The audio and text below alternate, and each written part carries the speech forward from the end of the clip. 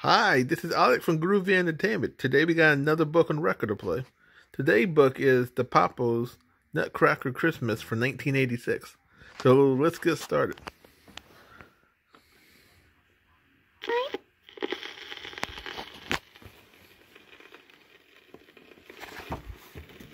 Hi there, Prize Papa here with a new super long book for you.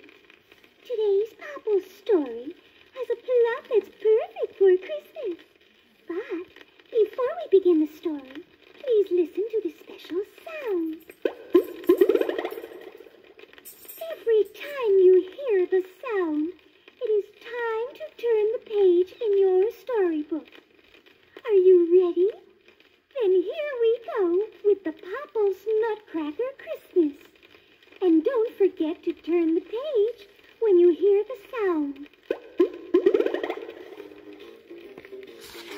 You know that Popples love people, but Popples also love presents. And they really prefer presenting people with surprises packed in pink and purple and persimmon paper. Now, considering everything, you can just guess which is the favorite Popple holiday. That's right, Christmas. As Christmas approached, Party Popple decided to organize one of her spectacular parties just to get the rest of the Popples into the proper spirit. First, she gathered all the Popples together and supplied them with plenty of paper and paint and paste. Then she clapped her hands to get everyone's undivided attention and explained, The purpose of this party is for us to prepare the presents we want to give people for Christmas. The other Popples poked at one another and bounced about as Popples do. Then they all started to chatter at once. Okay, said PC in his usual cool and collected way. Party's got a great idea. Let's put together something special for all our people pals. I'm sure they'll love the presents even more if we make them ourselves. Of course they will. Agreed Party, who had her eye on PC and was trying to make him pay attention to her. Suppose you all get started and I'll put out some potato chips and pretzels to snack on while we butter. Soon all the Popples were hard at work, but it didn't seem like work at all because they were having so much fun. Hey, Prize, Said Potato Chip between munches. tell us a story. Yeah, echoed Puzzle and Putter. Tell us a story while we work. Tell us a Christmas story. Prize decided to tell one of her all-time favorite Christmas stories, but with a new twist. She also decided to put two of her favorite people into the story, Bonnie and Billy. It was Christmas Eve. She began. And Bonnie and Billy rushed into their family room to find the tree all decorated and aglow with bright, twinkling lights. There were piles of presents under the tree and people everywhere. Big people and little people.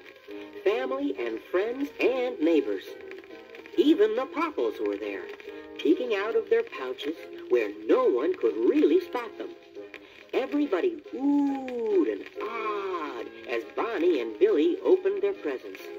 There was a dollhouse for Bonnie with rooms full of teeny tiny furniture. There were chairs and tables and beds and lamps. There were rugs and curtains and a refrigerator and even food. On one little table sat a little bowl full of teeny tiny walnuts and pecans. Next to the bowl was a tiny nutcracker. Bonnie picked up the nutcracker and showed it to Billy. Look at this nutcracker. Isn't it an odd shape? Why, it's in the shape of a little space warrior. It sure is, Billy agreed. I wonder if it works. Billy took the nutcracker from Bonnie and cracked open a tiny walnut. See? It really does work. But Bonnie's attention was on the presents, so she took the nutcracker from Billy and put it back on the little table. Then, pointing to a big box on the floor, she urged, Hurry, Billy. Open the rest of your presents. I can't wait to see what's in that big one. Billy opened the box and sat back delighted. Inside was an entire army of tiny robots dressed up in uniforms of a faraway galaxy. Bonnie and Billy were so busy with their new things that they hardly noticed the guests at the party beginning to leave. They didn't pay much attention to the guests until one of them bumped into the dollhouse and caused the tiny Nutcracker warrior to fall to the floor and break. Tears began to fill Bonnie's eyes. Then Putter Popple popped out of his pouch. That peppy little putterer could repair almost anything. Wrapping the broken Nutcracker in a tiny napkin, Putter said, "Don't cry, Bonnie. When I get through, this little fellow will be as good as new." Bonnie gently took the broken Nutcracker from Putter and placed it carefully in the teeny tiny bed that came with the dollhouse. I hope you can do it, Putter, she said with a sigh. By then, Bonnie and Billy were very tired from all the excitement. As their parents were saying goodnight to the last of the guests, both children fell asleep on the couch right there in the family room. Careful not to disturb them, Pretty Bit gently covered Bonnie and Billy with a pink and purple paisley shawl she pulled out of her pouch. It seemed like only moments later that the hall clock struck midnight. Bonnie drowsily opened her eyes. The family room was all dark, except for the star that shone at the top of the Christmas tree. Suddenly, Bonnie heard strange whooshing sounds. Whoa, what was that? She asked, grabbing Billy's arm nervously. I don't know, stammered Billy, opening his eyes. Bonnie and Billy huddled together on the couch and stared into the darkness around them. Then, as their eyes grew accustomed to the dim light, they saw an amazing sight. Everything in the room appeared to be growing bigger and bigger and bigger. The dollhouse grew. The furniture inside it grew. Even the robots grew and grew and grew until they were taller than Bonnie and Billy. And as for the Christmas tree, why, it seemed to stretch right up to the sky.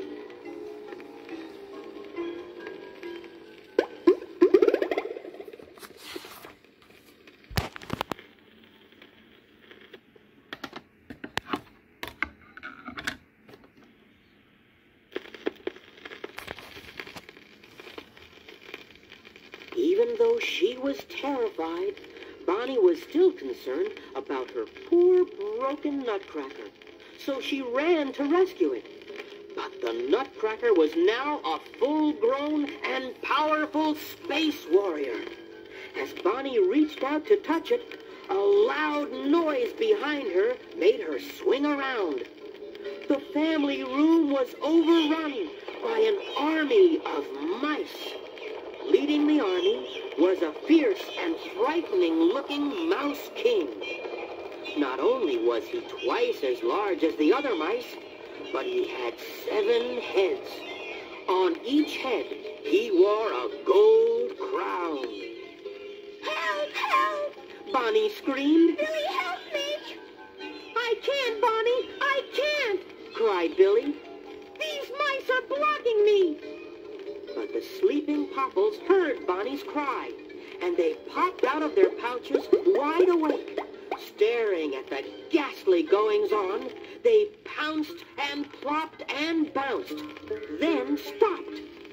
Pancake Popple wailed. This is one problem my tail won't tickle us out of, and that's no laughing matter. Who is going to help Bonnie and Billy? Cried Putter. I can't fix this situation. But I can, boomed a voice. It was the Nutcracker warrior.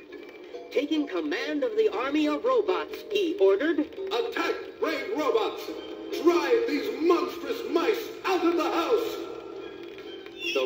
cats fought bravely, but they were no match for the mean and mighty mice.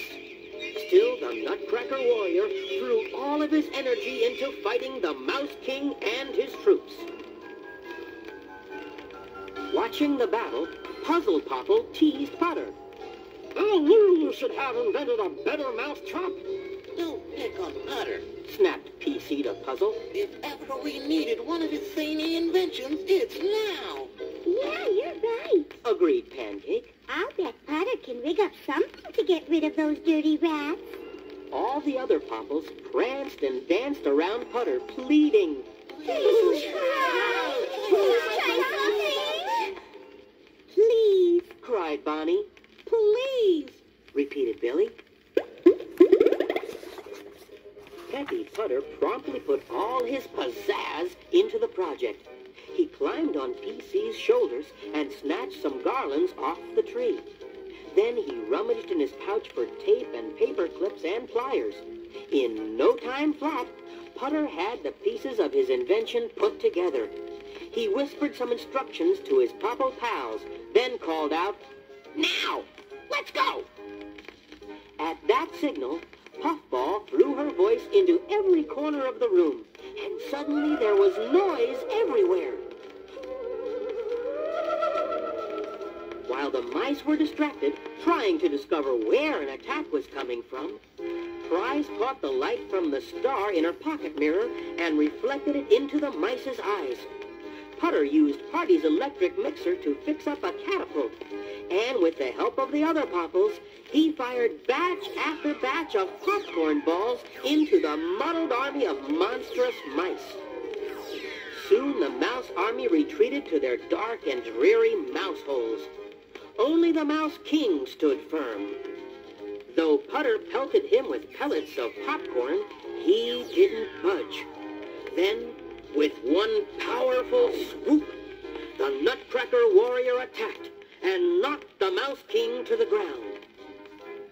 The Mouse King turned and fled in disgrace, losing one of his 7 crowns as he ran. The Nutcracker warrior picked up the crown and placed it carefully on Bonnie's head. Bonnie clapped her hands in delight.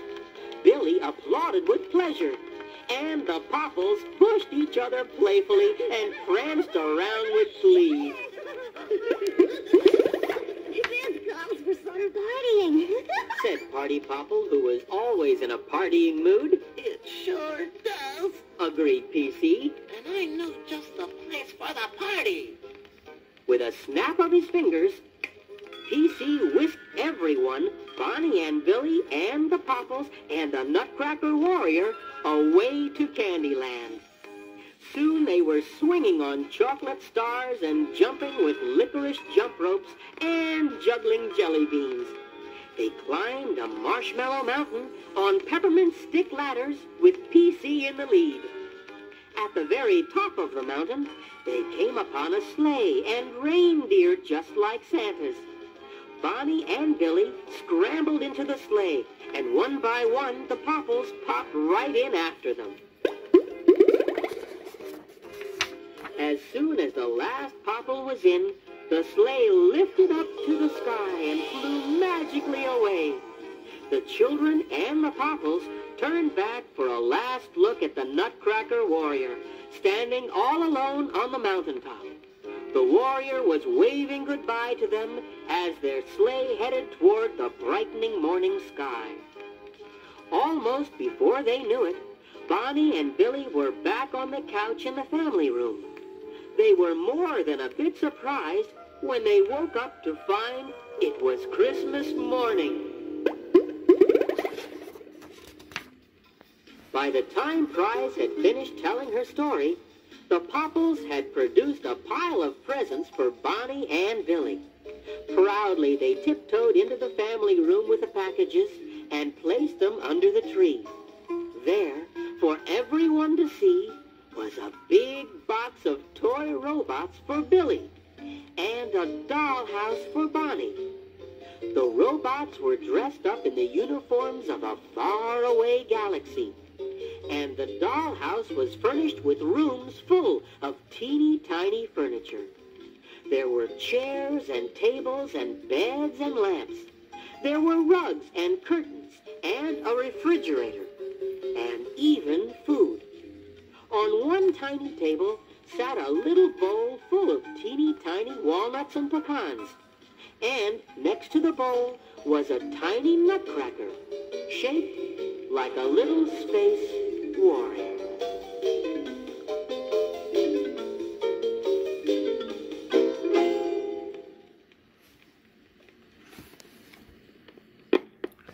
So that was the Popples Nutcracker Christmas from 1986.